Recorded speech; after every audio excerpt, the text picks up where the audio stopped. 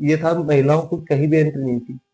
पति कह देता कि जा, मेरी संपत्ति में तलाक हो गया। बुद्ध कहते हैं कि दुनिया में दुख है और दुखों का कारण है, और जो कारण है उसका निवारण। कि अगर मेरी बात, मेरी लिखी हुई बात, मेरी कही हुई बात आपको लगता है कि ये गलत है, तो उसी वक्त कट मार। दोबारा से अगर भारत में बुद्धिज्म पुनर्जीवित हो रहा है, जिंदा हो रहा है, तो उसमें विदेशी लोगों का बड़ा हाथ है। So what's up guys, this is Mahesh and welcome back to my new episode। तो आज के जो एपिसोड के अंदर जो हमारे गेस्ट हैं वो हैं सुरेंद्र सर। बहुत बहुत धन्यवाद सर, आप हमारे चैनल पर आए और आपका नाम सुना, जिस फील्ड में आप काम कर रहे हैं टीचर के साथ साथ, और सामाजिक कार्यकर्ता होकर समाज को बहुत आगे तक लेके जा रहे हैं। आपके जो विचार हैं वो विचार कहीं ना कहीं मुझे भी बहुत ज्यादा प्रभावित किए, और मैंने सोचा कि आपके साथ में मुझे पॉडकास्ट करना चाहिए ताकि ऑडियंस भी समझ सके और मैं भी बहुत सारी चीजों को समझ सकूं। बहुत बहुत धन्यवाद सर। थैंक यू, बहुत बहुत आभार सबसे पहले कि आप यहाँ तक पहुंचे। और जो मेरे पास जो भी है, जो दौलत समझ लीजिए, वैचारिक दौलत है, वो सारा का सारा बाबा साहब भीमराव रामजी अम्बेडकर का जो जो मैंने पढ़ा है, वो सारी दौलत है मेरे पास। और अगर आप जानते भी हैं, किसी के मुंह से मेरी बात सुनी भी होगी, तो शायद सबसे बड़ा जो सहारा है मेरे लिए वो बाबा साहब ही है, उनके विचार ही है। और आपके सभी दर्शकों का भी मैं बहुत बहुत धन्यवाद करता हूँ कि उन्होंने आपको मुझ तक पहुंचने के लिए बताया कि भी आप एक बार जाके आइए और उनसे बात कीजिए। जी, बहुत बहुत आभार करता हूँ मैं भी कि आपके साथ बैठने का मौका मिला। और आपको मैं बता देता हूँ कि सर का जो नाम है सुरेंद्र सर था पहले, एंड फिर उसके बाद में जब बाबा साहब को बहुत अच्छे से पढ़ा, भीमराव अम्बेडकर के विचारों को बहुत अच्छे से पढ़ा, आफ्टर दैट नाम के आगे अम्बेडकर लगा दिया। और आज पूरे इस एनवायरमेंट के अंदर जो महेंद्रगढ़ जो पूरा ब्लॉक है, इसके अंदर सुरेंद्र अम्बेडकर नाम से बहुत अच्छे से जाने जाते हैं। तो अब हम क्वेश्चन पूछते हैं बहुत सारे, जो आपके भी बेसिक क्वेश्चन हैं, मेरे भी कुछ क्वेश्चन है, मेरे भी डाउट्स हैं कि कैसे क्या हो गया आपके साथ में कि इतने अच्छे से मनमोहक हो गए कि बाबा साहब के विचारों में इतने घुल मिल गए कि आप अपने जीवन को ही समर्पित कर दिया उनके विचारों से। तो सर, जो आपका नाम है सुरेंद्र अम्बेडकर जी, फर्स्टली, तो इस नाम के बारे में हम नहीं जानेंगे, लेकिन आपकी थोड़ी दिनचर्या के बारे में जानेंगे कि बाबा साहब का जो सुरेंद्र अम्बेडकर आपने नाम रखा, उससे पहले आपका जो माइंड सेट था, आपकी जीवनी कैसी थी? असल में इसमें एक बात है, एक घटना है जो मैं आपके साथ साझा करना चाहूंगा। मेरा नाम सुरेंद्र सिंह है डॉक्यूमेंटली, और मैं गोत्र लगाता था पहले, सुरेंद्र सिंघल, सिंगला लगाता था मैं। लेकिन एक बार क्या है कि किसी फेसबुक साथी ने मेरे साथ चाय पानी पी अच्छी तरीके से। वो मेरे स्कूल में आए थे और उन्होंने बड़ाई की कि आपका जो स्कूल है उसमें बहुत शानदार तरीके से आप पढ़ा रहे हैं। और शाम को मैं देखता हूँ कि वो फेसबुक पे एक वो डालते हैं कि आरक्षण वाले जो है वो आरक्षण की वजह से घोड़े पिछड़ रहे हैं और गधे जो है वो आगे दौड़ रहे हैं। तो उससे पहले मेरा ज्यादा वो नहीं था। फिर मैंने आरक्षण और आरक्षण को देने वाले जो है बाबा साहब अम्बेडकर, उनके बारे में जानना चाहा। मोटा मोटा जानकारी थी मुझे, लेकिन उनके बाद में मैंने पढ़ना शुरू किया। और एक जो सरनेम है, इसमें मेरे एक साथी है राजस्थान से, उन्होंने मुझे कहा था कि, और उम्र में मुझसे छोटे थे काफी वो आपकी उम्र के होंगे उस वक्त, कि सरनेम आपका ऐसा हो कि लोगों को प्रेरणा दे और जो गलत लोग हैं उनको डर लगे। तो फिर मैंने अंबेडकर जो सरनेम है वो लिया, क्योंकि फिर मैंने देखा कि जो इतना बड़ा सरनेम अगर मैं नाम के पीछे लगाऊंगा तो मुझे बाबा साहब के बारे में और जानकारी लेनी होगी। और उसके बाद भी मैंने बाबा साहब की बुक्स हैं, सारी की सारी नहीं पढ़ पाया हूँ, क्योंकि 40 किताबें हैं बाबा साहब की।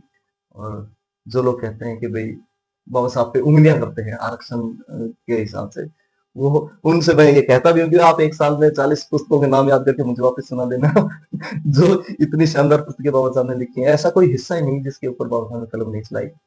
और अम्बेडकर सरनेम का मेरा ये है कि मैं अपने जो दर्शक है उनको भी बताना चाहूंगा कि हमारे जो महान योद्धा हुए हैं, वो चाहे बाबा साहब भीमराव अम्बेडकर हो, ज्योतिबा फुले जी हो, साहू जी महाराज हो, पेरियार साहब हो, ललई सिंह यादव, जितने भी ये योद्धा हुए हैं, उनका सरनेम हमें अपने पीछे लगाना चाहिए। तो आप उनको अन्य लोगों तक पहुंचा पाओ। और उनकी बातों का जब आप कोई भी, आप मान लीजिए आप सरनेम लगाते हैं, तो आप उसके बाद में उनको पढ़ेंगे। तो मैं ये चाहता हूँ कि हमारे लोग पढ़े और जो सरनेम है वो लगाएं इस तरह। जो मेन मकसद था आपका अम्बेडकर लगाने का यही था, कहीं ना कहीं किसी ने ठेस पहुंचा दिया, कहने का मतलब यही निकलता है। आपने जी, वो जी, जी। वो बस वो सह नहीं गया, और फिर हमने वो नाम भी लगा दिया, और फिर अब नाम लगा दिया इतना बड़े महापुरुष का, तो हाँ, एजुकेशन तो मस्ट इम्पोर्टेंट है, बिल्कुल बहुत ज़रूरी है। चाहिए। तो सर जैसे ही आपने ये अपनी जर्नी अम्बेडकर के साइड में स्टार्ट की, उसके बाद में आपके जीवन में क्या क्या बदलाव आए हैं? जो भी बदलाव आया है बहुत ही सकारात्मक है, पॉजिटिव है। मैंने बाबा साहब का जब से पढ़ना शुरू किया है, बाबा साहब के ज़रिए ही मैं बुद्धिज़्म को समझ पाया हूँ। बुद्धिज़्म जो कि पूरे विश्व का सबसे शानदार रिलिजन समझ लीजिए, एक तरीका है, जीवन शैली है उसमें। तो मेरे पास जो भी है बाबा साहब को पढ़ने के बाद में मैंने हासिल किया है। अगर मुझे वो फेसबुक वाला आदमी नहीं वो करता, तो निस्संदेह मैं नहीं कर पाता, क्योंकि मेरे जो मित्र थे वो भी लगभग अदर कास्ट ही थे, और अनुसूचित जाति के तो बहुत कम मित्र थे। लेकिन जब ये हुआ तो सारा काम बदलता गया एकदम, और बाबा साहब की जो बातें मैंने समझी सीखी हैं उनको अपने जीवन में मैंने फॉलो करना शुरू किया। और मैंने जाना कि और बाबा साहब कहते भी है कि ज्ञान जो है वो सबसे बड़ा हथियार है आपका। और बाबा साहब ये कह के गए हैं कि जो शिक्षा है वो ही आपको आपके हक जो है वो दिलाएगी, शेरनी का दूध बताते हैं बाबा साहब इसको। अच्छा, अच्छा, अच्छा। तो मतलब एजुकेशन के बिना तो मुझे भी लगता है कि सब कुछ अधूरा-अधूरा ही है। बिल्कुल, शिक्षा के बिना कुछ भी नहीं। हाँ, तो आपका जो थोड़ा-सा हम टीचर के बारे में अभी डिस्कशन करेंगे हल्का-फुल्का। तो अभी आप गवर्नमेंट सर्विस में हैं, टीचर हैं, तो जब वहाँ के बच्चे हैं, वहाँ के बच्चों को आप किस तरीके से टैकल करते हैं? जब आपके ये विचार आए थे, आपके जब बाबा साहब के जो विचार आए थे, उससे पहले बच्चों को आप किस तरीके से टैकल करते थे? आपका माइंडसेट क्या था? और अब आपका माइंडसेट कैसा है उन बच्चों के प्रति? देखिए, सबसे बड़ा तो ये है कि पहले मुझे जो पाखंड और अंधविश्वास था, उनके बारे में अगर बच्चे की कोई जा भी रहे हैं तो ज़्यादा वो नहीं रहता था। लेकिन अब मेरा पूरा-पूरा ये रहता है कि मैं बच्चों को वो रास्ता दिखाऊँ जो वैज्ञानिक तरीके से हो, अंधविश्वास के खिलाफ हो, पाखंड की उसमें कोई जगह ना हो। उन योद्धाओं के बारे में बताऊँ जिन्होंने अंधविश्वास के, पाखंड के और इस तरह की घटिया चीज़ें हैं, उनके कुरीतियाँ जो रही हैं, उनके खिलाफ काम किया है, समाज को रास्ता दिखाया है। तो ये एक नया बदलाव आया मुझ में बाबा साहब को पढ़ने के बाद। कि जो चीज़ें मैं देखता हूँ कि सिलेबस में काफ़ी चीज़ें ऐसी होती हैं, उनकी व्याख्या अगर आप तार्किक तरीके से करना चाहें, तो आप कर सकते हैं, और अगर पाखंड उसमें शामिल करना चाहें, तो भी कर सकते हैं। मेरा प्रयास ये रहता है कि भई वैज्ञानिक तरीके से मैं बच्चों को वो बातें समझा पाऊँ, पाखंड और अंधविश्वास को हटा दें। वैसे ये जो पाखंड और अंधविश्वास है, मैं भी इनको बहुत गहराई से नहीं समझ पाया हूँ, लेकिन हम एक पाखंड शब्द को अगर हम डिस्क्राइब करें, तो हम किस तरीके से कर सकते हैं पाखंड? पाखंड का मतलब ये है जी कि जब भी हम एक तो वैज्ञानिक सोच होती है सिंपल, कि विज्ञान के नियम होते हैं, और नियम के अनुसार अगर कोई काम हो रहा है, बिजली का उत्पादन हो रहा है, घरों में पंखे चल रहे हैं, लाइट चल रही है, ये सारा वैज्ञानिक है सारा। लेकिन अगर कोई कहे कि मैं एक मंत्र मारूंगा और उसके बाद में सब कुछ बदल जाएगा, पहाड़ है वो चकनाचूर हो जाएगा, ना लाइट आपकी जल जाएगी एक मंत्र से, तो वो पाखंड है। अगर गलत रास्ते से कोई अपनी स्वार्थ सिद्धि कर रहा है, तो पाखंड है। मेरी नज़र में सीधा-सीधा यही है। वैज्ञानिक तरीका यही है कि उसका एक तरीका होता है। अगर आप जानना चाहें उसमें तो बताया जाएगा कि ये साल्ट है, इनको मिला करके ये बना, उसके बाद में ये हुआ। लेकिन पाखंड में ऐसा कुछ नहीं है। पाखंड में ये है कि कोई भी एक मंत्र बोल दिया, और ऐसे बहुत लोग हैं जो झाड़-फूँक करके लोगों को मूर्ख बना रहे हैं। तो वो पाखंड है सारा। जैसे कोई नीम का पत्ता या फिर टहनी ले ली, उसको फिर ऐसे कुछ कर दिया, लाइक दिस। हाँ, बिल्कुल हम देखते हैं इस तरह की हम बिल्कुल। देखते हैं। अच्छा सर, जैसे आपने ये बाबा साहब के विचार अपनी लाइफ में इम्प्लीमेंट किए, उसके बाद में आपकी फैमिली के अंदर उसमें क्या चेंज आए?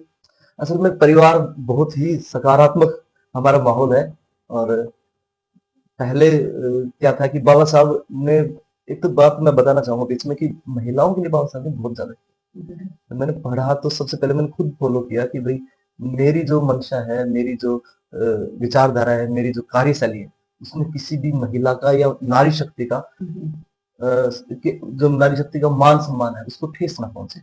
और फिर मैंने खुद पे अप्लाई शुरू किया। अपने घर में इन सारी चीज़ों को हमने लागू किया। अब जो हमारे बहन जी हैं, उनको बहुत तमीज़ से, बहुत इज़्ज़त से हम बात करते हैं। तो घर में लड़ाई जो पहले होती थी कभी, जो पुरुषवाद की वज़ह से होती थी, भाई नहीं थी थिंकिंग हमारी ऐसी, वो सारी की सारी नर्म हो गई है। अब अम्बेडकरवाद और बुद्धिज्म से हमारा जो परिवार का माहौल है वो एकदम सकारात्मक, बहुत ही मीठा मीठा है और प्रोग्रेसिव है पूरा पूरा। ओके, अभी आपने बोला कि अम्बेडकरवाद और एक बुद्धिज्म, तो ये बुद्धिज्म को हम किस तरीके से समझ सकते हैं? मुझे भी नहीं इतना पता है कि बुद्धिज्म एक्चुअल में क्या होता है। असल में तथागत बुद्ध का नाम हमने सुना है, आपने सुना होगा, उनके विचारों को पढ़ा होगा। तो बुद्धिज्म जो है वो भारत की 2500 वर्ष पुरानी विरासत है। और शायद आपने सुना हो, समाचारों में भी चल रहा है कि बोध गया है, उसमें अभी बौद्ध लोग हैं, वो अपना हक मांगने के लिए कह रहे हैं कि भाई ये जो बोध गया विरासत है ये हमारी है। और वहां आज के दिन जो बिहार के जो ब्राह्मण तबका है वो वहां पूजा पाठ कर रहे हैं।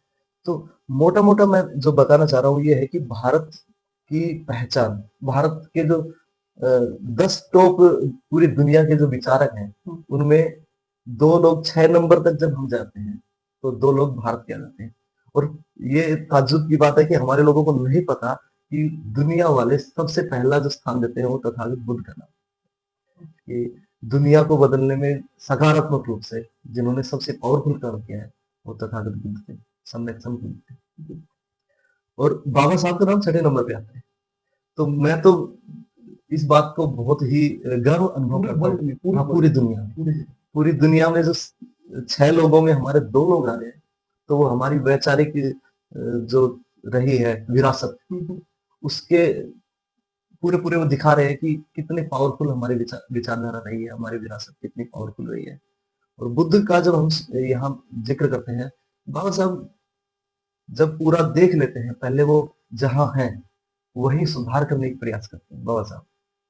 बाबा साहब देखते हैं पूरा पूरा की जातियों का जो कमन पूरा बना हुआ है ढांचा, इससे मानवीय जो हक है, मानवीय संवेदनाएं रोज प्रभावित हो रही है।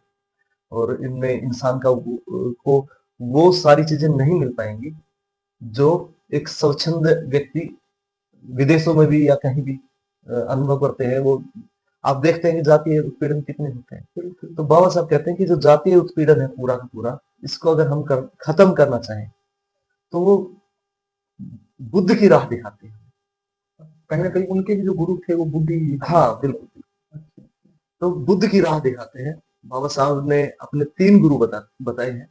बाबा साहब कहते हैं कि मेरे पहले गुरु तो बुद्ध है, तथागत बुद्ध है। दूसरे गुरु वो कबीर साहब बताते हैं, जिन्होंने कबीर साहब बेहद तार्किक वो रहे हैं। और तीसरे वो बताते हैं ज्योतिराव फूले जी को, अभी जिनके नाम पे फिल्म भी आई है फूले की। तो वो सामाजिक क्रांति के पिता कहते हैं, क्योंकि भारत में अगर देखा जाए तो भाई बुद्ध की विरासत जो है वो किन्हीं कारणों से भारत में डैमेज हो गई, पूरी पूरी खत्म हो गई। लेकिन दोबारा से जब ये शुरू होती है वो ज्योतिराव फूले जी की। ज्योतिराव फूले जी सबसे पहले, अगर हम देखें तो जातियों के खिलाफ किसी ने अगर लिखना शुरू किया तो ज्योतिबा जी थे। जो अनुसूचित जाति के जो लोग थे, अछूत जो लोग थे, उनके लिए कुआं खुदवाने का, कुआं देने का उनको अगर किसी ने काम किया तो ज्योतिबा फूले जी थे। महिलाओं के लिए अगर कोई स्कूल की किसी ने बात की, पुस्तकालय अगर किसी ने खुलवाए तो ज्योतिबा जी थे। तो बाबा साहब उनसे कभी मिले नहीं। ज्योतिबा फूले जी का 1890 में परिनिर्वाण हो गया और बाबा साहब का 51 में जन्म हुआ है, तो मिले नहीं। लेकिन फिर भी वो कहते हैं कि वो मेरे गुरु हैं। और बाबा साहब ने एक पुस्तक लिखी है शूद्र कौन, वो उन्होंने ज्योतिबा फूले जी को ही समर्पित की। सर, बहुत सारी चीजें मुझे सीखने को मिल रही है और मैं और क्वेश्चंस भी मेरे पास में है, वो भी मैं डिस्कशन करना चाहूंगा। तो जैसे आपका जो फ्रेंड सर्कल था पहले, जब अम्बेडकर आपने नहीं अपनाया था या अम्बेडकर से बुक्स वगैरह नहीं पढ़ रहे थे आप, उससे पहले आपका जो फ्रेंड सर्कल था वो किस तरीके का था? अब आपका फ्रेंड सर्कल कैसा? असल में जो पिछला मेरा फ्रेंड सर्कल था वो ऐसा ही था कि भाई घूमने फिरने वक्त वाला पार्टी का, और बातें भी इसी तरह की होती थी, राजनीतिक बातें हम मोस्टली कर लेते थे। और सामाजिक जो ये चीजें होती हैं, अन्याय है, इनके बारे में उनको उस वक्त कहीं स्थान नहीं था। क्योंकि उन लोगों के बीच में रहता था और ज्यादा मैं ये इतना सोचता था कि एजुकेशन का ये होना चाहिए, एजुकेशन का इस तरह से ये चीजें शामिल होनी चाहिए। लेकिन जो सोशल रिवोल्यूशन की बात करते हैं, क्योंकि एजुकेशन का एक आधा हिस्सा अगर हम देखें तो वो सामाजिक क्रांति है। और शिक्षा जो है वो सामाजिक क्रांति का बहुत पावरफुल हथियार बाबा साहब बताते हैं। तो उस वक्त जो हम मेरे पास बातें होती थी देश विदेश की राजनीति की, लेकिन जब हम इसमें आए अम्बेडकरवाद में घुसे, तो उसके बाद में मैं एक बात ये बताना चाहूंगा आपको कि मैं जैसे ही मैंने फेसबुक पे अम्बेडकर लगाना शुरू किया, जिस दिन मैंने लगाया ना, सुबह उठ के देखता हूँ कि मेरे पास लगभग 2000 2500 फ्रेंड रिक्वेस्ट आ रखी है। तो पावर तो है नाम में। हाँ। और हमें अपने जो शुरुआत में जो मैंने लगाया था वो इसी लिहाज से लगाया था कि मैं सभी महापुरुषों के जो सरनेम है वो मैं अपने नाम के पीछे शामिल करूंगा, लेकिन पहले ही उसमें मुझे बदलने का मौका नहीं मिला। पहले नाम में जो होना था वो हो गया। हाँ, और अब जो मोस्टली लोग हैं वो मुझे इसी नाम से जानते हैं। अम्बेडकर। सबसे बड़ा फायदा इसका ये है कि आपसे कोई जाति नहीं पूछता। हाँ, है। अगर आपने अम्बेडकर लगा लिया तो उनको समझ में आ रहा है कि आप कौन है। आप गोरे-चिट्टे हैं और अच्छे पढ़े लिखे दिख रहे हैं, तो आपसे लोग मिलेंगे कि आपका नाम क्या है, फिर वो पूछेंगे पूरा नाम क्या है, और पूरे नाम का मतलब उनका ये होता है कि आपकी जाति क्या है, ये बताइए। अगर आपने ऐसा नाम बता दिया जिससे जाति नहीं परिलक्षित हो रही, तो आप देखेंगे वो दोबारा पूछेंगे घुमा फिरा के। और वो तो मेरे साथ भी ऐसा हुआ था, लेकिन जब अम्बेडकर लगाना शुरू किया उसके बाद ये प्रॉब्लम खत्म हो गई। वो लोग जो है वो सारे सारे दूर हो गए, जो आपने बताया कि कौन लोग मेरे संपर्क में आए और कौन दूर हो गए। दूर वही लोग हुए जो जातिवादी थे, जिनके दिमाग में कहीं कहीं जाति का जहर भरा रहता है, भरा हुआ था। सर, आपकी नजर के अंदर जातिवाद वर्ड इंपॉर्टेंट है या फिर मानवता? जातिवाद देखो मानवता बड़ी चीज है, लेकिन जब आपका खाने पीने का, आपका व्यवसाय, आपकी ब्याह शादी, आपके घर के सारे कार्यक्रम ये जाति के ऊपर हो रहे हैं, तो आप मानवतावाद को कहां तक लपेटेंगे? मानवतावाद का मतलब ये है कि भाई अब मैं ब्लड डोनेट करके आया, ये मानवता है सीधी सीधी। लेकिन इसमें भी अगर कोई लोग जाके मुझे ये कहें, मैंने एक बार पोस्ट डाली थी तो उसने कहा, किसी ने घटिया आदमी था, उसने कहा कि ये खून जो है अन्य खूनों को वो कर देगा, खराब कर देगा। ठीक है, तो मानवता और जातिवाद नहीं है। जातिवाद तो खूबसूरत चीज के लिए लगाए जाते हैं, समाजवाद है ना, मानववाद। जातिवाद तो बहुत घटिया चीज है, तो इसके आगे तो वाद लगाना नहीं चाहिए।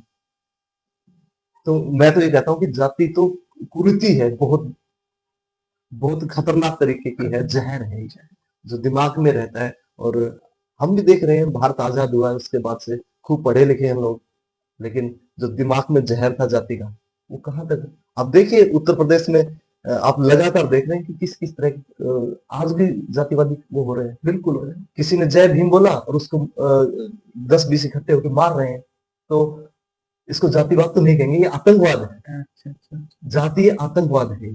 और जातीय आतंकवाद की मानवता से कोई वो नहीं है, मुझे लगता है कि तुलना ही गलत है। वो तो सबसे निकृष्ट जो श्रेणी है वो है जाति। सर, आपके साथ में कन्वर्सेशन कर बातचीत कर मुझे बहुत अच्छा लग रहा है और बहुत सारी चीजें भी सीखने को मिल रही है। कुछ क्वेश्चंस भी है मेरे, तो मैं लिख के लेके आया था कि कहीं ना कहीं मैं पूछ ही लूंगा। ये कुछ पर्सनल भी क्वेश्चन है और आसपास के लोगों के भी डाउट्स हैं। हाँ, कोई बात। तो मेरा जो पहला क्वेश्चन है वो ये है कि डॉक्टर अंबेडकर को संविधान का निर्माता क्यों कहा जाता है?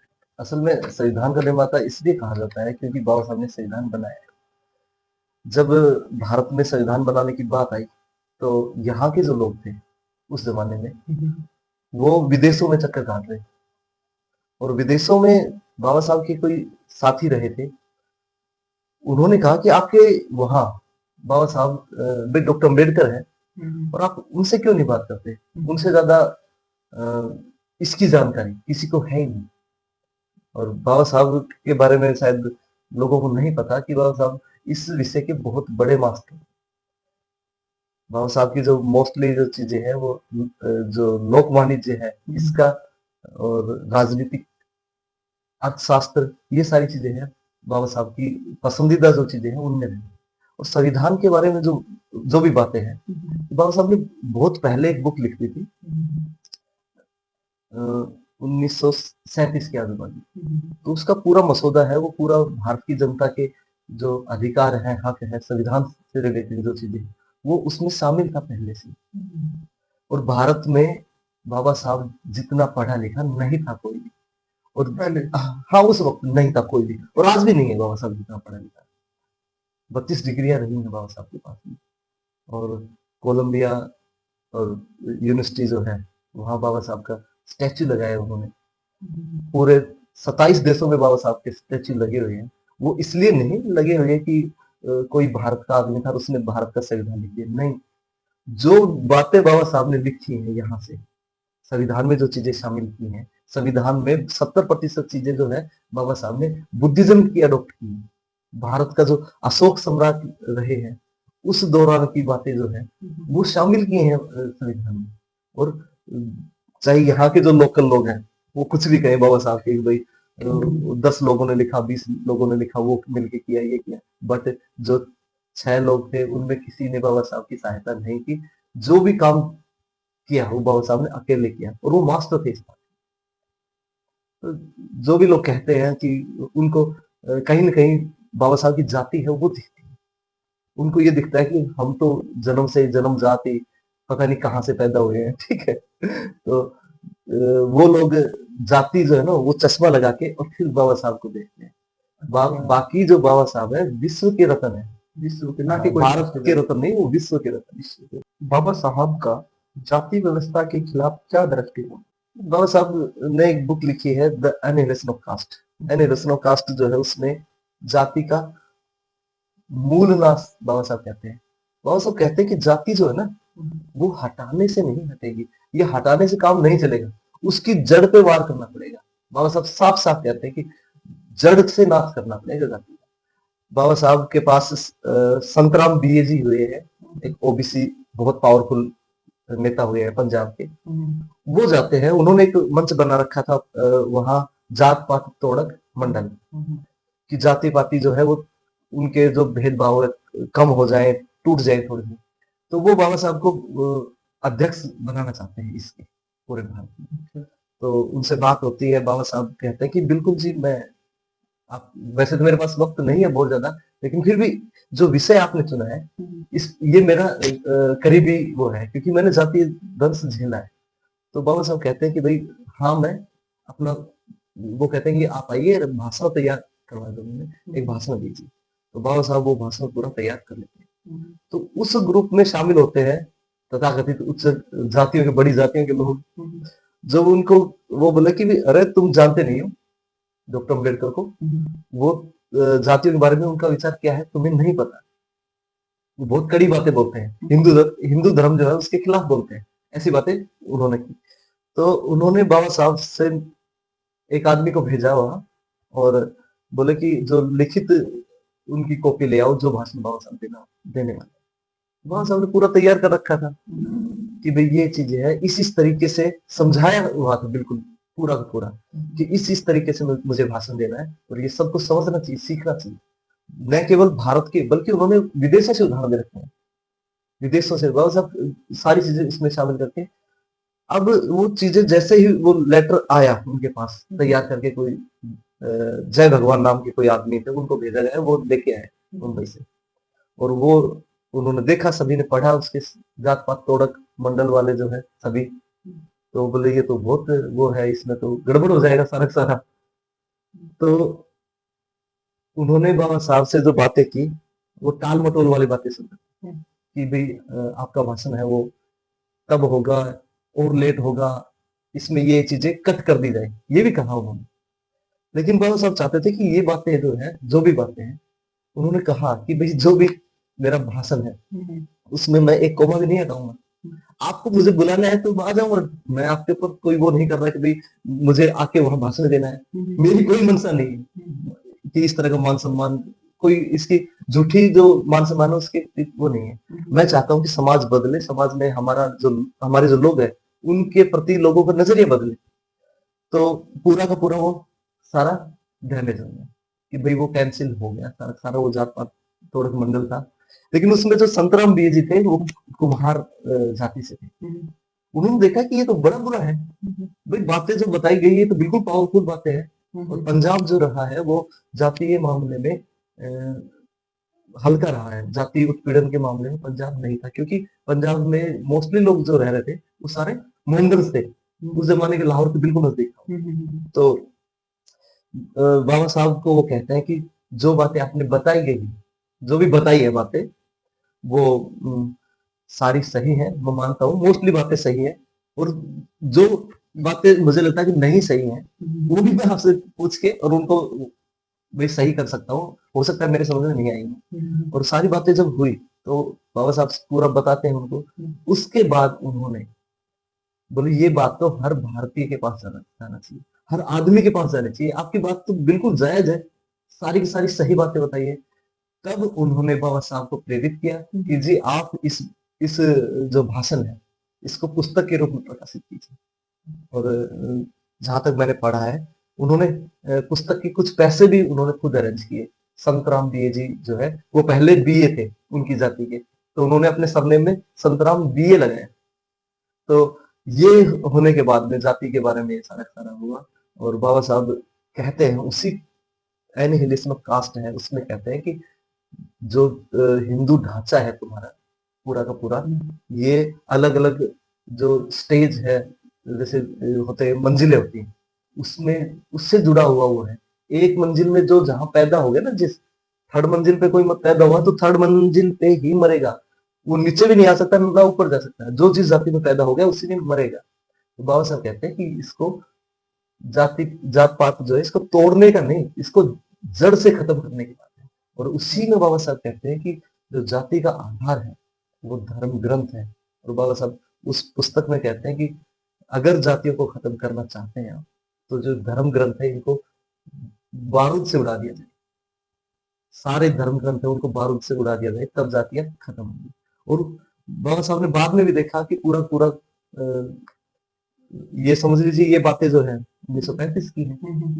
और बाबा साहब ने इंतजार किया है लगभग लगभग, भारत आजाद हुआ 1956 में, 14 अक्टूबर 1956 में बाबा साहब ने बुद्धिज्म की वो बताई राह हमें, और इसे घर वापसी बताया कि यहाँ के जितने भी, पूरी दुनिया कहती है कि बुद्ध जो है, बुद्ध का जो देश है वो हमारे लिए स्वर्ग है।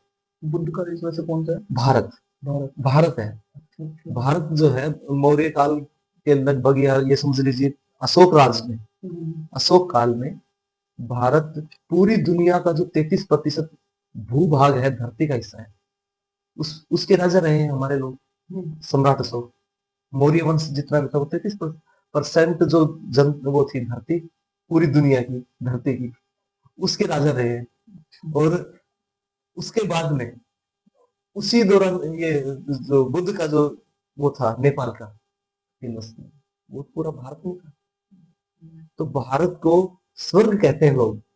राजेंद्र प्रसाद सिंह जी हैं भाषा वैज्ञानिक, वो कहते हैं कि जापान के लोग और कोरिया के लोग भारत को स्वर्ग कहते हैं। हाँ, कोरिया के अंदर अभी राइट नाउ मैंने कुछ वीडियोस वगैरह भी देखा, तो शायद ग्रुप के अंदर ही देखा था कि कोरिया के लोग पूज रहे हैं बाबा साहब को। हाँ, बिल्कुल बहुत अच्छे उनके विचारों को है ना। जी जी। और अच्छा, ये जो क्वेश्चन मेरा पूछने वाला हूँ आपसे, ये कुछ बहुत यूनिक है, और ये बहुत सारे लोगों को आगे पहुंचा सकता है और बहुत सारी चीजें सिखा के ले जा सकता है। तो बाबा साहब का बौद्ध धर्म स्वीकार करने का मेन कारण क्या था? मेन कारण यही था कि बाबा साहब ने एक बात कही थी, बहुत सबको समझना चाहिए कि जब मेरे हित और मेरे देश के हित टकराएंगे तो मैं देश के हितों को प्राथमिकता दूंगा, और जब मेरे समाज के लोगों के हित और देश के हित टकराएंगे तो मैं समाज के लोगों के, जो मेरे समाज के लोग हैं उनके हितों को प्राथमिकता दूंगा। बाबा साहब ने ये बात की थी। तो बाबा साहब के लिए कुछ भी नहीं था, पूरी दुनिया जो है उसमें उन्होंने हमारा जो समाज था, हर वो तबका, ऐसा प्रश्न न केवल ऐसे प्रश्न, ओबीसी लोग, ओबीसी लोग जो है जिनके साथ जातीयता होती है, और पूरी महिला शक्ति हमारी, बाबा साहब इन तीनों के लिए। अब बाबा साहब ने जो जिस तरह से धर्म के बड़े बड़े आचार्य जो हैं जाति के हिसाब से कहते हैं कि इस जाति को ये होना चाहिए, ये नहीं होना चाहिए, ये हक है, ये नहीं है, बाबा साहब ने संविधान में ऐसा नहीं था। उन तथाकथित जातिवादी लोगों के जो परिवार की जो महिलाएं हैं, उन्होंने बाबा साहब के संविधान से शक्तियां पा करके आज देश की जो शानदार पद है उनको सुशोभित कर रही है। बिल्कुल बिल्कुल। और सबसे ज्यादा पावरफुल स्टेज पे वही पहुंची है, लेडीज। हाँ। और मोस्टली जो महिलाएं हैं, अब देखिए आप हर साल देख रहे हैं कि हर जो प्रतियोगिता परीक्षा है उसमें महिलाएं आगे हैं। और ये अगर हुआ है तो धर्म की वजह से नहीं हुआ, ये संविधान की वजह से हुआ है। बाबा साहब ने जो महिलाओं के लिए हिंदू कोड बिल बनाया था बाबा साहब, और हिंदू कोड बिल के को मनवाने के लिए यहाँ के जो जातिवादी लोग थे, धर्मनिष्ठ लोग थे, धर्मनिष्ठ यानी धर्म के जो सर पे रख के घूम रहे थे, उन लोगों ने हिंदू कोड बिल को संसद में पास नहीं होने दिया उस वक्त। और बाबा साहब ने कानून मंत्री के पद से इस्तीफा दे दिया, यह कहते हुए कि अगर ये हिंदू कोड बिल आप नहीं करोगे, महिलाओं को आजादी नहीं दोगे, महिलाओं को अधिकार नहीं दोगे, तो कानून मंत्री का जो पद उसको ठोकर मारता हूँ। मेरे कानून मंत्री होने का मतलब क्या है, मुझे नहीं चाहिए आपका। और बाबा साहब ने इस वजह से कानून मंत्री के पद से इस्तीफा दे दिया था। और हिंदू कोड बिल थोड़ा थोड़ा करके लागू हुआ, और लास्ट जो है जो जवाहरलाल नेहरू है उन्होंने थोड़ा थोड़ा करके किया, 4 किस्तों में, 3 या 4 किस्तों में ये पास हुआ है। और हिंदू कोड बिल में ही हिंदुओं को ये मिला। अभी क्या कर सकते हैं क्या नहीं कर सकते हिंदू कोड बिल को, लोगों को ये लगता है कि क्या बाबा साहब ने क्या लिखा होगा उसमें, हिंदू कोड बिल क्या है। हिंदू कोड बिल में ये था कि जब जैसे ही हकों की बात हुई तो सब ये कहने लगे कि भाई सब लोग अपने अपने जो धर्म है उनके नियमों को देखो और उनके हिसाब से अपनी अपनी नियमावली बना लो। अब सिखों का भी था, मुसलमानों का भी था, ईसाइयों का भी था, हिंदुओं का कोई वो नहीं है। दक्षिण भारत के जो ब्राह्मण लोग हैं वो 4-4 शादियां कर रहे थे, उनको बोले हमारे तो धर्म में अलाउ है ये सारा सारा। और आपने शायद देवदासी सुना होगा, और नायकर एक जाति है, उन महिलाओं के पति जो है वो नहीं होते, मतलब वो घर में वो आते हैं चले जाते हैं। महिला ब्राह्मण लोग हैं वही उनके अवैध रूप से पति होते हैं, उनके बच्चे होते हैं, उनको कोई वो नहीं मिलता, माँ का नाम नहीं चलता है वहां पे। तो ऐसे भारत के हालात रहे हैं कि एक आदमी है वो 4-4 शादियां कर रहा है।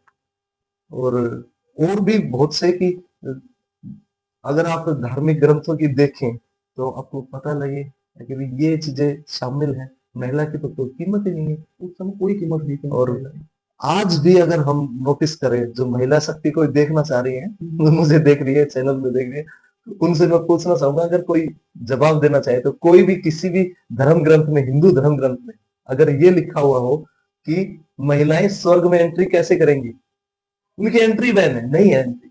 कोई एक श्लोक नहीं है जिसमें ये लिखा हुआ हो कि महिलाएं ऐसा करेंगी तो स्वर्ग में चली जाएंगी, एंट्री बैन है उनकी, महिलाओं की एंट्री नहीं है स्वर्ग में। तो ये कैसा धर्म है भाई। और बाबा साहब ने सारा का सारा वो किया और बताया कि भाई ऐसे काम नहीं चलेगा, एक शादी करेगा हिंदू, ये बाद में बनाया गया है। अच्छा, एक शादी, महिलाओं को पिता की संपत्ति में हक मिलेगा, महिलाओं को पुरुष के बराबर वेतन मिलेगा। नहीं तो महिलाओं को मिलता था 100 रुपए और पुरुष को मिल रहा है 200, आधा जो फर्क है वो पड़ रहा था। और कोई वो नहीं। इसके अलावा जो और चीजें हैं भाई, ये था महिलाओं को कहीं भी एंट्री नहीं थी। पति कह देता कि जा मेरी संपत्ति में तलाक हो गया, खत्म। तो वो कहाँ जाए बेचारे, छोड़ छोड़ के चले जाते थे। और ये तो हमने देखा है कि गांव में, मैंने खुद देखा है कि 2-2 महिलाएं थी एक आदमी के, बड़ी वाली के बच्चे नहीं हुए इसलिए उसी की छोटी बहन आ गई। ये बात अलग है कि भाई ये गैर कानूनी। अब तो अगर ऐसा हो, आप तो 18 साल से पहले आप लड़की की शादी करके देखिए, पता लग जाएगा आपको। और जो धर्म ग्रंथ है उनमें लिखा हुआ है कि 9 साल की बेटी की शादी कर दी जाए 25 साल के नौजवान के साथ में। कितना बड़ा वो है ये तो लिखा गया है सारा चीज, ये धार्मिक ग्रंथों में लिखा हुआ है कि 9 साल की बेटी है, लड़की है, उसकी शादी कर देनी चाहिए। लड़के की शादी है, ब्रह्मचर्य वो पूरा कर देता है 25 साल पढ़ाई, उसके बाद में मतलब लो लड़की की कोई वैल्यू नहीं कोई बस लड़का 25 साल का हो जाइए अपने। और इस मुद्दे के ऊपर एक मेयो कैथरीन है नाम, विदेशी लेखिका, उस जमाने में उन्होंने मदर इंडिया एक पुस्तक लिखी है। हाँ, मदर इंडिया जो है उसमें उन्होंने पूरा दर्द लिखा है कि महिलाओं को क्या क्या होता था उस वक्त। किस तरह की बातें होती थी उनकी बात में। तो ये सब सारी चीजें बाबा साहब ने महिलाओं के लिए दी है। महिलाओं को नहीं पता है। वो तो ये सोचती है कि बाबा साहब ने एक एक जाति के, मोस्टली लोगों को तो बाबा साहब की जाति का नहीं पता, क्योंकि कोई जाति उनको बांध ही नहीं सकती। बाबा साहब ने जो काम किया है वो वैचारिक काम किया है, और जो लोग वैचारिक हैं वो अपने नाम के पीछे से अम्बेडकर लगा सकते हैं फुबारा में। नहीं तो अपने अपने जो भी है, किसी ने दे रखे हैं जातीय सरनेम, वो लगा के घूमो भाई, ठीक, कोई बात नहीं। कहीं ना कहीं यही कारण था कि उनका जो धर्म चेंज करने का काम किस हाँ, तरीके से एक्टिविटी हो रही थी। तो जो हिंदू कोड बिल है वो यही बता रहा है कि इतनी इतनी जातियां हैं, और क्यों क्यों नहीं छोड़ा जाए, क्यों नहीं छोड़ा जाए। इसमें खासियत क्या है तुम्हारी? कोई एक धर्म ग्रंथ की कोई एक बात बता दो जिसमें बहुत खूबसूरत बातें कही हैं। जातीयता, महिलाओं के प्रति निर्ममता, विधवाओं के प्रति जो अन्याय है वो, कन्या वध कि किस तरह से मारते हैं, ये सारी चीजें उसमें शामिल है। तो हिंदू धर्म में तो रहने का कोई मतलब नहीं। अच्छा, पहले के जमाने में हिंदू धर्म मतलब एक उसमें गलत एक्टिविटीज होती थी बहुत सारी। बिल्कुल गलत हुई है, वो बहुत हुई। तभी उन्होंने चेंज किया। अच्छा, वैसे कि जो अब अम्बेडकर जी ने बौद्ध धर्म अपनाया, तो उसका जो मेन रीजन था क्या, उसमें अच्छाई थी बौद्ध धर्म के अंदर? बौद्ध धर्म जो है, एक तो वो बिल्कुल सिंपल है। आप उसको याद नहीं करते, याद करना चाहो तो 4 लाइनें में कर। तो अरिय सत्य बताए गए हैं। बुद्ध ने अरिय सत्य बताया है कि भाई आप जो है 4 चीजें मैं आपको बताता हूँ, उस पर चलने का प्रयास कीजिए, उसका सही सही तरीका होता है। अरिय सत्य है कि बुद्ध कहते हैं कि दुनिया में दुख है, और दुखों का कारण है, और जो कारण है उसका निवारण है। निवारण और निवारण है उसका रास्ता मैं बताता हूँ। बुद्धिज्म यही खत्म हो जाता है। दुनिया में दुख है, दुखों का कारण है तो उनका निवारण भी है, और निवारण का रास्ता मैं आपको बता रहा हूँ। एक भी ये है। अच्छा अच्छा। और 2 लोग मुझे बेहद पसंद है, बाबा साहब और तथागत बुद्ध। दोनों ने ही यही बात कही है कि अगर मेरी बात, मेरी लिखी हुई बात, मेरी कही हुई बात आपको लगता है कि ये गलत है, तो उसी वक्त कट मार देना। बाकी लोग कहते हैं कि मैंने कही है इसलिए मर जाना, तुम इसको कट मत मारना। बाबा साहब भी कहते हैं और बुद्ध भी कहते हैं कि वक्त परिस्थितियों के अनुसार अगर कोई मेरी बात है वो कट होती है, उसको खत्म कर देना। तो बाबा साहब ने, और भारत का खुद का धर्म है, मैंने आपको बताया कि भाई स्वर्ग कहते हैं ना, तो भारत का वो है। और ये धर्म परिवर्तन नहीं था, ये घर वापसी थी, घर वापसी। आप देखेंगे आगे भविष्य में कि बहुत जबरदस्त घर वापसी होगी। हमारे लोग जैसे पढ़ेंगे समझेंगे। अब से पहले तो हमारी एक पीढ़ी है, उसने खाने पीने का जुगाड़ किया, दूसरी पीढ़ी ने घर बनाए बेचारों ने, तीसरी पीढ़ी ने अपने बच्चों को सिक्योर किया है। अब जो है हमें कोई डर नहीं। हम बाबा साहब ने जो रास्ता दिखाया उस पर चलेंगे। हमारे बाबा साहब ने 10वां वॉल्यूम है बाबा साहब का, और उसमें बाबा साहब बताते हैं धार्मिक मामलों में कि हमारे जो नाम है वो हिंदुओं के नामों से अलग होंगे, अलग होने चाहिए। अच्छा, अगर आपने हिंदी नाम रख दिया तो आप निसंदेह जाति पूछी जाएगी आपसे। आपको कोई बता दे कि भाई मेरा नाम माइकल है, आप उससे पूछोगे किस जाति के हो, नहीं पूछेगा। आपको कोई कह दे सलीम हूं मैं, आप कहोगे कि आप किस जाति के हो। हिंदी नाम अगर आपका रहेगा तो आपसे जाति पूछी जाएगी। तो हम इस पे काम भी कर रहे हैं, और हमारे जो साथी लोग हैं वो एक बहुत बड़ा इस पे वो काम कर रहे हैं कि जो बुद्धिज्म की जो भी बौद्ध राष्ट्र है उन्होंने यहाँ से बहुत लिया है, जो बुद्ध की विरासत है वो यहाँ से ली। और दोबारा से अगर भारत में बुद्धिज्म पुनर्जीवित हो रहा है, जिंदा हो रहा है, तो उसमें विदेशी लोगों का बड़ा हाथ है। तो हमें उनका भी सम्मान करना पड़ेगा। विदेशी जो बौद्ध योद्धा हुए हैं उन नामों को हम अपने नामों में, जैसे कि कैसे नाम, जैसे अनुराग नाम है, अनुराग नाम। हाँ, ये हिंदी नाम, ये विदेशी नाम है, एक योद्धा हुए हैं। अच्छा अच्छा, बुद्धिज्म के। अम्ब नाम है, अम्ब नाम, ठीक है। वूती नाम है, शोतोकू नाम है, खंगजर नाम है, ठीक है। और भी बहुत से नाम है, देशतोंग नाम है। ये जो नाम है ये शामिल अगर होंगे हमारे नामों में तो निसंदेह हम बुद्धिज्म जो पूरी दुनिया का जो बौद्ध स्ट्रक्चर है, संस्कृति है, उससे जुड़ पाएंगे। आज हमारे जो एससी के लोग हैं, अछूत तबके के लोग समझ लीजिए, उनके साथ डिस्क्रिमिनेशन होता है, अत्याचार होते हैं, मार दिया जाता है, खबर नहीं बनती, विदेशी खबर नहीं बनती, यहाँ की तो बनती है। अखबार में लिखा आएगा कि दलित के साथ मारपीट, दलित को मार दिया। अब बाहर के लोगों को दलित से क्या मतलब है, वो ये सोचते हैं कि भारत का कोई आदमी है, बाहर के लोगों ने मार दिया, मुझे क्या है। और जब उसका नाम आए, अगर आखिर वुत्ती शोतोकू को पीट पीट के जातिवादी गुंडों ने मार दिया, तो वो खबर जाएगी बिल्कुल भाई, विश्व में बनेगी वो। उनको पता लगेगा। और यहाँ के जब लोग वहां जाके नौकरी करने के लिए जाते हैं, यहाँ के मोस्टली लोग गए, सब लोग गए, तो वो जब वहां जाएंगे तो उनसे पूछा जाएगा, यहाँ के जो नेता है वो जब विदेश में जाएंगे तो पूछा जाएगा हमारे एक आदमी को मारा आपने कैसे। तो हमारी आवाज विदेशों से उठेगी। अब तक तो वो ये सोच रहे हैं कि ये हिंदू है, लेकिन बौद्ध बनने के बाद में ये बात है और हमें अपने घर वापसी करनी होगी। यही एकमात्र रास्ता है। बाबा साहब ने बहुत सोच करके बताया था, लेकिन ये जरूरी था, जरूरी है, सबको समझना होगा। आपको लगता है कि इन फ्यूचर कि बौद्ध धर्म में लोग आएंगे, उसे अपनाएंगे और उसके अधीन अपना काम करेंगे, जैसे आउट ऑफ कंट्री में लोग काम कर रहे हैं, कोई धर्म जात को नहीं मानते हैं, तो वो क्या इस तरीके से अपनी इंडिया के लोग जर्नी को आगे बढ़ेंगे?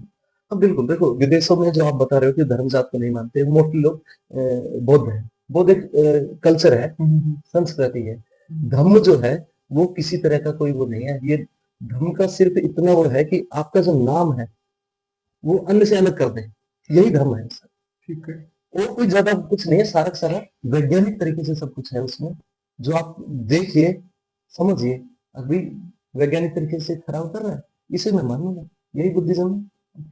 और नाम की जरूरत इसलिए है क्योंकि नाम से ही पहचान होती है। नाम में लोग कहते हैं कि नाम में क्या रखा है, लेकिन नाम में बहुत कुछ रखा है। हमने देखा है, अगर नाम में कुछ नहीं लिखा तो मैं कहता हूँ, मेरे एक साथी थे, उन्होंने बोले नाम में क्या रखा है, आपने अम्बेडकर लगा दिया। मैंने उनसे कहा कि आप मेरी कास्ट का सरनेम लगा के एक बार घूम के देख लो, और चलो छोड़ो, आप अम्बेडकर लगा के एक बार घूम के देख लो, आपके जो निजी लोग हैं वो आपके साथ कैसा व्यवहार करते हैं, पता लग जाएगा नाम में क्या रखा है। नाम में रखा है, नाम बता देता है कि आप कौन है। सलीम से पता लग गया कि कोई ये मुसलमान है, माइकल से पता लग गया ईसाई है। अच्छा, ये जो नाम होते हैं जैसे आपने बताया कि ये तो मुझे तो नाम भी नहीं आ रहे हैं, ये अक्सर ऐसे नाम बौद्ध में ही देखने को मिलते हैं, बौद्ध धर्म के अंदर युद्ध सेतु ऐसा कुछ ये नाम, विदेशी नाम है। विदेशी नाम है, हाँ, लेकिन विदेशी। हम इनको जज नहीं कर सकते हैं कि ये इसी धर्म का है या इसी कास्टिज्म का है, इस तरीके से। हाँ, असल में कास्ट और धर्म को किनारे करने के लिए वो नाम रखे जा रहे हैं। अच्छा अच्छा, ठीक है। आप, मैंने बताया कि हिंदी नाम बताते हैं तो आपसे कास्ट पूछी जाएगी। जैसे ही आपने वो नाम बताया, दंग में बता दिया आपने, अब वो ये समझेगा कि कौन है भाई, ये कौन है। उसके दिमाग में ये नहीं आएगा कि ये हिंदू और इसकी जाति पूछी जाए, उसके दिमाग में ये आएगा कि ये तो कोई बाहर का आदमी है। और यही हमें चाहिए, हमसे जाति ना पूछी जाए, क्योंकि जाति पूछना बहुत मैं देखता था कि भाई जो मुझसे पूछता था ना, मुझे ऐसा लगता था कि यार इसने तो मेरे पैर की जमीन निकाल ली। लेकिन अब जो है मुझे पता है कि मेरे साथ अम्बेडकर सरनेम लगा हुआ है, अब ज्यादा वो नहीं है। लोग आते हैं, बात करते हैं, पूछते हैं कि मैं शर्मा हूँ, भाई हम तो बेशर्मा है, बात करते शर्मा नहीं है मतलब। ओके सर, जो मेरा नेक्स्ट क्वेश्चन है वो बौद्ध धर्म के ऊपर ही है। बौद्ध धर्म से व्यक्तिगत जीवन में क्या क्या सकारात्मक परिवर्तन आ सकते हैं? जी, असल में बुद्धिज्म जो है, बौद्ध धर्म है, धर्म नहीं वो धर्म है, वो एक पूरी तरीके से वैज्ञानिक धर्म कहिए आप इसको। जो भी चीजें उसमें बताई गई हैं उसके कारण स्पष्ट किए गए हैं, कोई ना कोई सॉल्यूशन हाँ पूरा। ये जो भी बातें बताई गई ना, उनमें आप कहीं भी आप उसमें ये नहीं करोगे कि तो परलोक की बातें हैं। अच्छा, वो इस जमाने में इस जग की बात करता है बुद्धिज्म।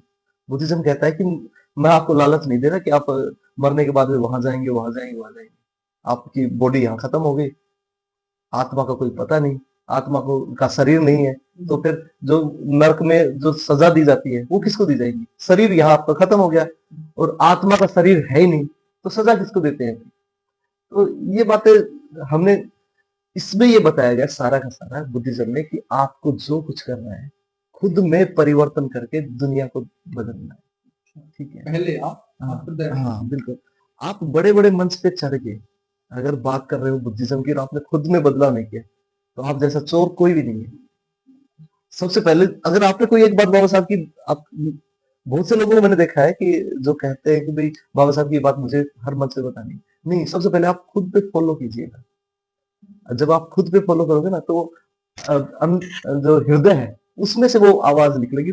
जो हृदय की आवाज है वो दूर तक जाती है, लोगों को हिला देती है वो। तो मोटा मोटा जो बुद्धिज्म की बात है वो वैज्ञानिक तरीके से सब कुछ। और आप बुद्ध के किसी नियम को नकार भी सकते हैं, कोई बात नहीं, नकार दीजिए आप, अगर आपके पास वैज्ञानिक है तो। अब बताओ। और अन्य जो लोग हैं बुद्धिज्म के, वो अपने अपने हिसाब से, अब देखो कि चाइना के लोग हैं बुद्धिज्म में हैं बहुत लोग, उनके जीवन शैली अलग है यहाँ से। जापान के लोग हैं उनकी अलग है। और वो ये मछली वगैरह आराम से खाते हैं, कोई प्रॉब्लम नहीं। चाइना के लोग भी वो है। तो जो भी चीजें, बुद्धिज्म जो है वो आपको आजादी देता है। आप अपने देश काल वातावरण के हिसाब से अपनी जीवन शैली को निर्धारित कर सकते हैं और उसके अनुसार उसको जी सकते हैं। हाँ, ये नहीं है कि भाई जैसे हमारे यहाँ के लोग जो थे वो मरे हुए पशुओं को खाते थे, बौद्ध लोग खाते थे। वो इसीलिए कि जो मर गया उसको, उसका निपटारा कर दीजिए भाई, वो किस काम का है। अब वो सड़ेगा, वो कर लेते थे। मरे हुए मरे हुए मांस को, अब और जो लोग थे वो मार मार के खाते थे। कि बस फर्क यही था कि मार के खाना और मरे हुए खाना, अच्छा अच्छा, ये फर्क है। ये मतलब लाइफ तो जी ली उसने, कोई हाँ दिक्कत हाँ, जो मर गया ना जानवर, पहले जो बहुत बड़ा व्यवसाय था भारत में वो पशु व्यवसाय था, पशुपालन ही था। खेती बाड़ी और पशुपालन, इसके अलावा कुछ थोड़ी ना था। तो बहुत ज्यादा पशु थे और होती थी दुर्घटनाएं, मर जाते थे। तो उसको काट के लेके आते थे लोग इस तरीके से। और हमारे लोगों ने तो उसी जो चमड़ा था उसके जूते बनाए। तो सबसे टेक्निकल कौन है ये? हमारे लोगों ने किया है सारा सारा। नहीं। हाँ, सबसे बुद्धिज्म में ये है कि भाई कर सकते हैं। सर मेरा जो नेक्स्ट क्वेश्चन है वो ये है कि मेरे लिए हो गया, वो धर्म सिर्फ एक धर्म है या फिर धर्म है? जीवन शैली, जीवन शैली, इसको हम धर्म नहीं बोलते। देखो धर्म की जरूरत कहाँ पड़ती है। मोस्टली लोग कहते हैं कि मैं नास्तिक हूँ, मुझे धर्म की कोई जरूरत नहीं। लेकिन मैं उनसे पूछता हूँ कि आपका नाम क्या है, तो बताते हैं कि मेरा नाम महेश है, मान लीजिए। तो सीधा सीधा वो हिंदू हो गया भाई। बुद्धिज्म का जो धर्म है और धम्म है, दोनों एक ही है। धर्म के मामले में बौद्ध धर्म हो गया अपना, और इस धर्म का नाम धम्म बताया। धम्म का मतलब जीवन शैली है बुद्धिज्म की। नाम हमारे है ना वो जरूरी है। अगर आपका नाम है ना वो धर्म के मुताबिक नहीं है, धर्म के मुताबिक मैंने आपको बताया कि वो नाम होंगे, है ना। बौद्ध जो योद्धा हुए हैं उनके नाम से अगर हम शुरू कर देंगे तो निसंदेह फिर बुद्धिज्म के हैं सारे सारे। अच्छा, नहीं है सर, नाम जी जी।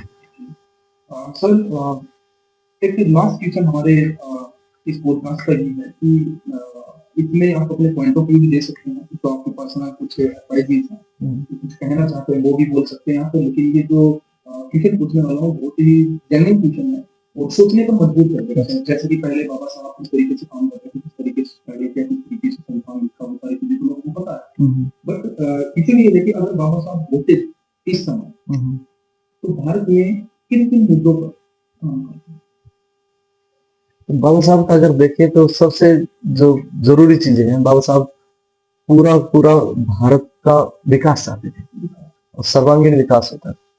और बाबा साहब की जो बातें हैं उनसे मुझे लगता है कि बाबा साहब का सपना और बुद्ध का सपना एक ही था, बहुजन हिताय बहुजन सुखाय। यानी ज्यादा से ज्यादा लोगों का, सबका हिस्सा नहीं कर सकते आप। कुछ लोग हैं उनको मेरी बातें जो है ना वो भी दर्द करेंगे बेचारों को, तो सबका आप नहीं कर सकते भला। लेकिन ज्यादा से ज्यादा आबादी का, जो बुद्ध चाहते थे कि ज्यादा से ज्यादा लोग हैं उनका भला हो जाए, उनको वो सुख से जी पाए, उसके ऊपर बाबा साहब काम करते हैं। और उन्होंने, बाबा साहब ने, उनको कम वक्त मिला बाबा साहब को, शुगर से पीड़ित थे बाबा साहब और बहुत जल्दी चले गए वो।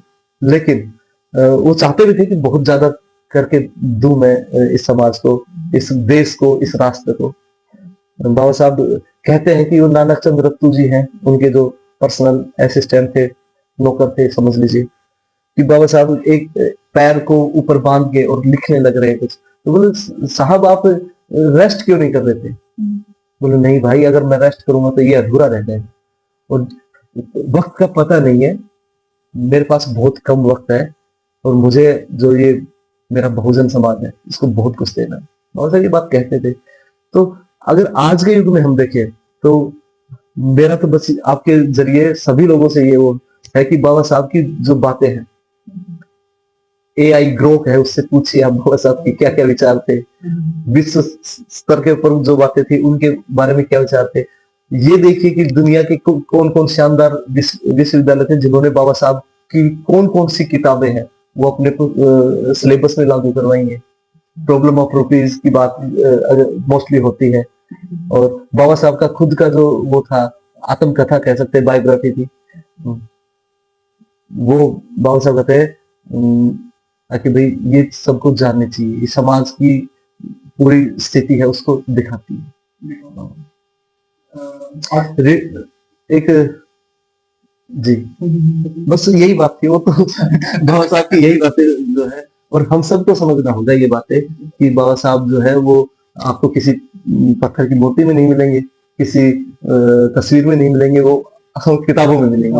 और अगर हाँ, और अगर किताबें आपने नहीं पढ़ी तो आप अम्बेडकरवादी नहीं है, और अगर आपने किताबें पढ़ी है और उनको अपने ऊपर लागू किया है तो निसंदेह आप अम्बेडकरवादी हैं। सर बहुत सारे लोग या भाई लोग ये बोलते हैं कि काफी जो दलित समाज के लोग होते हैं ये बोलते हैं कि बाबा साहब अम्बेडकर जो है वो हमारे समाज के हित में काम कर रहा है। ऐसा तो मेरे नजर में तो नहीं है कि उनका जो मैंने जहाँ तक मैंने पढ़ा है कि उनका जो निचोड़ मुझे समझ में आ गया था कि वो विकास चाहते थे, जैसे कि आपने बोला कि पूरा हिंदुस्तान ग्रो करे, लेकिन जब देश और समाज की बात आती थी तब आपने बोला कि समाज पूरा इम्पोर्टेंस देते। क्या वो सही बात है? नहीं, बिल्कुल बात सही है। और देखो बाबा साहब ने, मैंने जैसा कि बताया कि जो महिलाएं हैं, सवर्ण जो महिलाएं हैं, वो महिलाएं सबसे ज्यादा ऊंची पोस्टों पे हैं आज के दिन भारत में। तो वो अगर हैं तो बाबा साहब के विचारों की वजह से, बाबा साहब के संविधान की वजह से। तो बाबा साहब ये नहीं कि भाई इसको तो छोड़ देना, इसको कुछ मत देना, और इसको देना, ये मेरी जाति का है, ये मेरे वर्ग का है, ये मेरे राष्ट्र का है, ये नहीं। बाबा साहब मानवतावादी वो रहे हैं विचारक, और बाबा साहब ने जो कुछ किया है वो सबके लिए बराबर किया है। और जो हल्के आदमी है जो नहीं समझ पा रहे, जिनके राज सिंहासन बाबा साहब ने लात मार के नीचे से निकाल दिए, उनको दर्द होगा। जिनके जो झूठ फरेब से पाखंड की खाते थे उनको भी दर्द होगा। जो लोग लूटते थे कि अंगूठा लगवा लिया और 100 रुपए के 1000 कर दिए, 1000 के 10,000 कर दिए, और उससे सब कुछ लूट लिया, ऐसे जो लोग थे, ठग लोग थे, उनको बाबा साहब से आपत्ति हो सकती है। लेकिन जो मानवतावादी है, जो मेहनत कश लोग हैं, और पूरी महिला शक्ति, मैं तो फेसबुक पे कोई एक लड़की थी, उसने मैंने कोई डाल रखी थी, उसमें मुझे गाली देने लगी। मैं बाबा साहब का नहीं आई, मैं वापस महिलाओं के प्रति मेरा दिल में पूरा सम्मान है, वो मेरी मातृशक्ति है। मैं उनके पीछे, तुम 1000 गाली निकालो, मैं नहीं निकालूंगा भाई। हो सकता है तुम्हारे पीछे कोई लड़का ही वो कर रहा हो, महिला की आईडी हो, मैं नहीं निकालूंगा। तो ये जो चीजें हैं मैंने बाबा साहब के विचारों से सीखी है, खुद पे फॉलो भी किया है। और वो वेटिंग फॉर वीजा की बात मैंने बताई थी आपको कि बाबा साहब की जो है ना, जो बायोग्राफी है वो बहुत छोटी सी है, और मैं चाहूंगा कि हमारे सभी साथी उसको पढ़े देखें। वेटिंग फॉर ए वीजा 7 अलग अलग पार्ट में है, और उन्होंने, बाबा साहब कहते हैं, शुरुआत में मुझे समझ में नहीं आया कि क्या है ये वेटिंग फॉर ए वीजा का मतलब है कि वीजा की प्रतीक्षा में। मुझे ये लग रहा था कि बाबा साहब किसी देश में जाना चाहते हैं, उनको वीजा नहीं मिला है, और शायद उसके बारे में ये होगा। लेकिन जब मैंने पढ़ना शुरू किया तो उसमें बाबा साहब बचपन से लेके और लास्ट तक की जो घटनाएं हैं, हमारे समाज के साथ में कैसे कैसे किन किन लोगों ने क्या क्या अत्याचार किए, उनकी लाइव उन्होंने बायोग्राफी डाली। आकि ये मुसलमान है उस जमाने में, उन्होंने ये किया, पारसियों ने ये किया, सारा पहले के जमाने उस जमाने के। और हिंदुओं का तुम पूछो मत, वो तो कदम कदम पे बुरा हाल है उनका। उन्होंने तो पानी नहीं पीने दिया, खाना नहीं खाने दिया। वो जो तांगा था उस पे बोले कि बैठ के तुम चलाओगे, मैं पीछे बैठूंगा, तांगे वाला है। ये बात तो आप अंदाजा लगाओ, 8-9 साल के बच्चे के से जब इस तरह का व्यवहार किया जा रहा है, तो जो जाति कुप्रथा है, जो जातीय दंश है, उसको कौन रोके, वो अच्छा बताएंगे। और जो जातीयता को अच्छा बताते हैं उनके लिए अपना ये है भी नहीं है उनके लिए। ये सिर्फ मानवता के लिए हाँ, जो मानववादी लोग हैं वो सुनेंगे, समझेंगे, कोई बात नहीं। तो ये पॉडकास्ट था जो अभी आपने बोला कि मानवता के लिए है, कोई भी ठेस ना पहुंचे। जो डिस्कशन हुआ था उसमें कोई जात प्रथा वगैरह जो भी है उससे यहाँ पर कोई भी अपना नेगेटिव पॉइंट ना लेके आए। और जो भी सर ने मुझे गाइड किया, जो भी आप लोग भी सीखे, मैं भी सीखा, तो बहुत अच्छा लगा मुझे। और सर आप क्या कहना चाहेंगे इस पॉडकास्ट के जरिए, मतलब इस पॉडकास्ट को देखने वालों को? ये है कि सबसे पहले तो आपका धन्यवाद बनता है कि देखो, मल्टीमीडिया जो है वो सबसे बड़ा पावरफुल हथियार है। और ये जो बात है मुझे नहीं पता कि कहाँ तक जाएगी, विदेशों तक जाए, हो सकता है आपका जो चैनल है वो ग्रो करे। और जो बातें मैंने बताई हैं वो उसमें मेरा कुछ भी नहीं है, तो सब बाबा साहब का है। बाबा साहब को मैंने पढ़ा है और आपके इसके जरिए मैं सभी जो दर्शक है उनसे यही कहना चाहूंगा कि वैचारिक अगर देखना चाहें आप तो बाबा साहब को पढ़ के देखिए।